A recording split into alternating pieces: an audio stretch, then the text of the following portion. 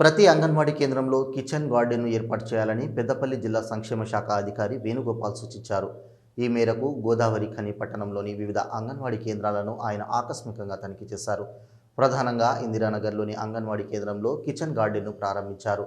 అనంతరం అంగన్వాడీ కేంద్రంలో ఉన్న పిల్లలు, వారి విద్యాభ్యాసం, సదుపాయాలు, ఆహార పదార్థాలు, పరిసరాలను పరిశీలించారు. అనంతరం ఆయన మాట్లాడుతూ, ప్రధానంగా ప్రతి అంగన్వాడీ కేంద్రాలలో కిచెన్ గార్డెన్ ఏర్పాటు చేసి అనువైన కూరగాయల మొక్కలను పెంచాలన్నారు. తద్వారా పిల్లలకు పోషక పదార్థాలు అందుతాయన్నారు. ఆర్గానిక్ ఫుడ్ అందించడం వల్ల పిల్లల్లో మరింత సృజనాత్మకత శక్తి పెరుగుతుందన్నారు. అదేవిధంగా ప్రైవేటుకు ధీటుగా అంగన్వాడీ కేంద్రాలలో అన్ని రకాల సదుపాయాలు ఏర్పాటు చేశామని పేర్కొన్నారు. పిల్లల శాతం పెంచాలని అంగన్వాడీ సిబ్బందికి సూచించారు. చిన్నారుల తల్లిదండ్రులతో కాసేపు ఆయన మాట్లాడారు.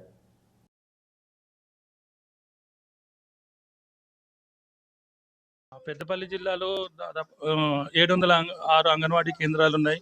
గౌరవ మంత్రివర్యులు సీతక్క గారి ఆదేశాల ప్రకారం మా సెక్రటరీ అనితా రామచంద్రన్ ప్లస్ మళ్ళీ డైరెక్టర్ మేడం క్రాంతి వెస్లీ వీళ్ళందరూ కూడా 2 రోజులు మేధోమథన సదస్సు అని చెప్పేసి హైదరాబాద్లో నిర్వహించిన తర్వాత మన అంగన్వాడీల్లో పిల్లల అడ్మిషన్స్ బాగా పెరగాలి.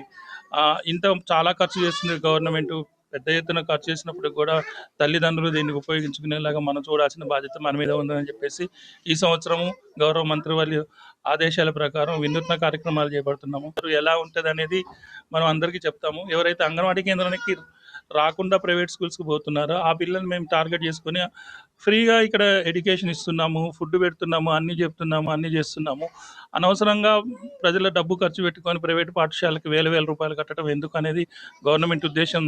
ఆ ఉద్దేశాన్ని మేము ప్రజలందరి దృష్టికి తీసుకెళ్తాము. రోజు జిల్లాలోని 706 అంగన్వాడీ కేంద్రంలో పోషణ వాటికలని చెప్పేసి ఇక్కడ అంగన్వాడీ కేంద్రానికి ఈ రోజు మేము వచ్చినాము. ఇక్కడ ప్రోగ్రామ్ మీటింగ్ జరుగుతుందంటే మా బేబీలు ఇక్కడనే చదువుకుంటారు. అయితే వచ్చినాం.